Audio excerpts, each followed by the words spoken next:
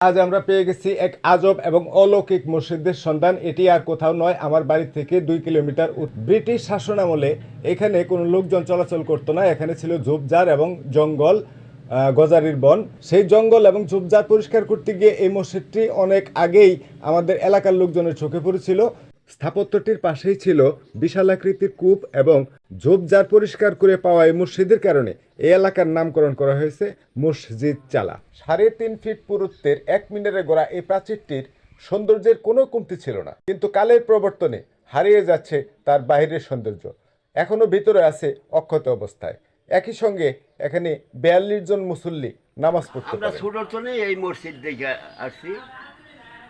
এই মসজিদ আমরা বুঝবেন ওইলে পরে যেমন আমরা হ্যান্ডনে ওই যে সাপ টাপ কইরা যেমন নামাজ টামাজ পড়ি আর